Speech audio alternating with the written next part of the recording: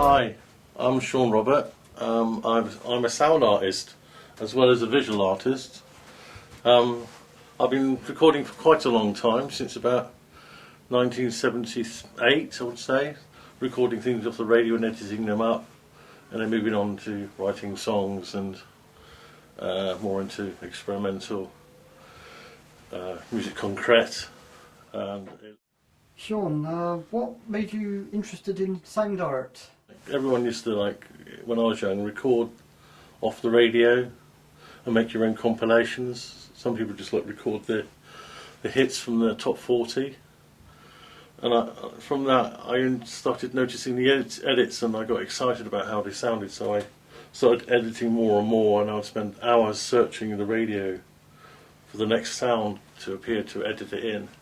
And it came to a point where I could actually, like, start to feel when to edit a sound in and when to stop.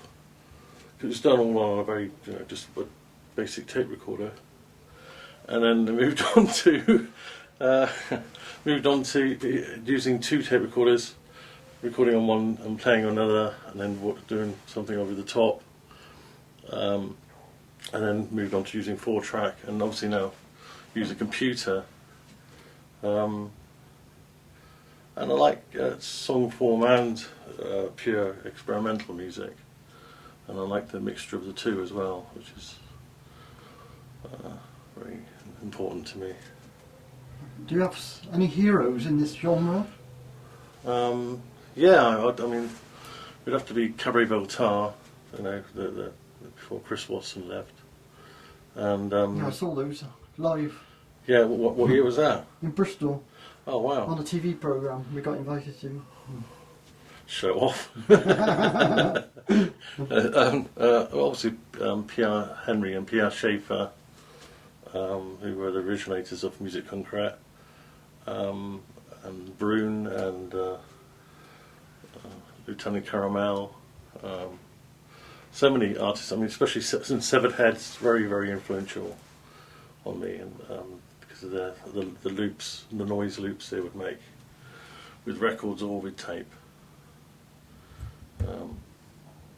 And then the music, I did several projects.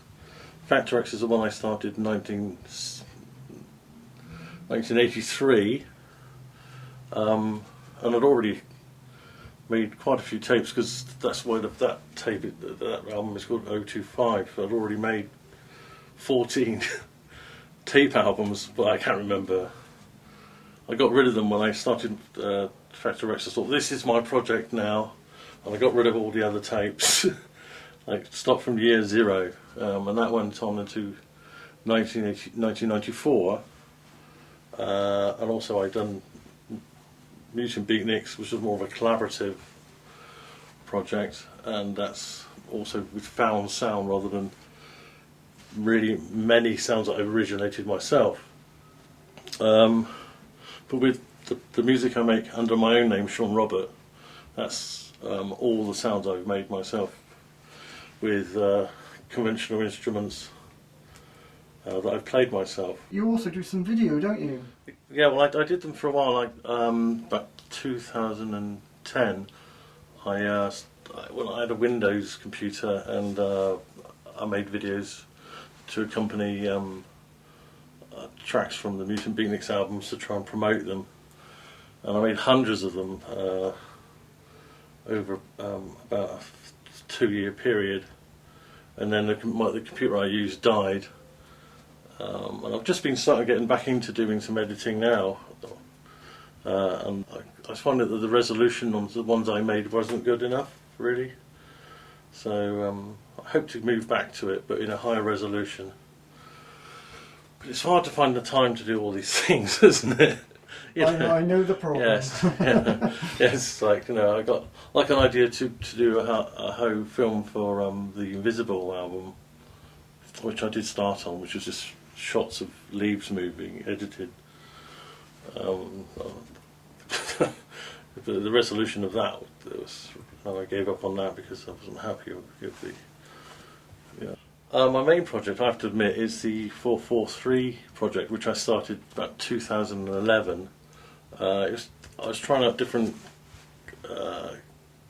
compilation ideas, and that one somehow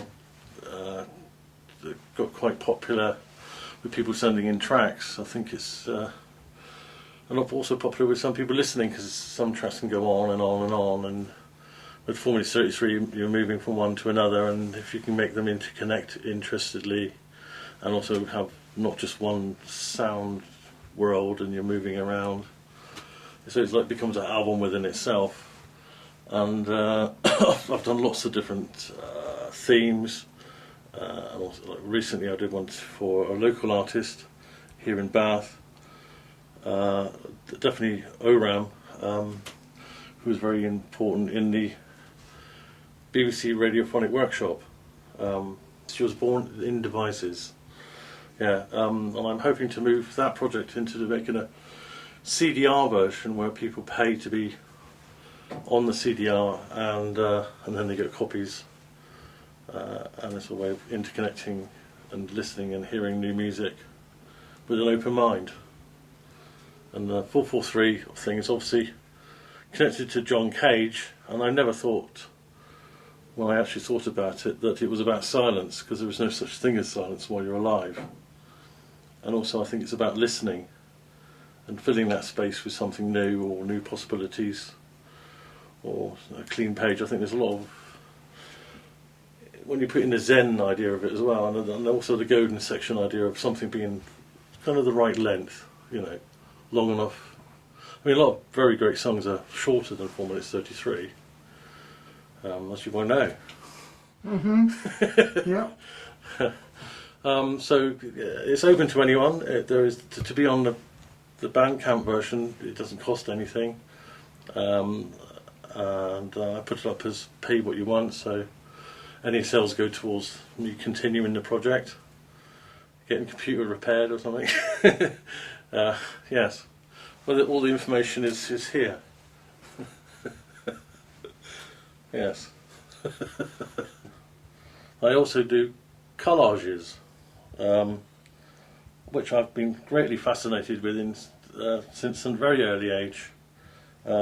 These are known as the twins. This one and that one together. I love the aesthetic. I especially use collages for the covers for the Mutant Beatniks albums, because the music is collage, isn't it? It's found sound, being manipulated and into weaving with each other. I just think I just find them exciting, collages. I'd like to make them sort of slightly figurative, Yes. Okay, thank you, Shaun, very much. These are £2,000. I'm speechless. Thank you, Shaun. It's all right.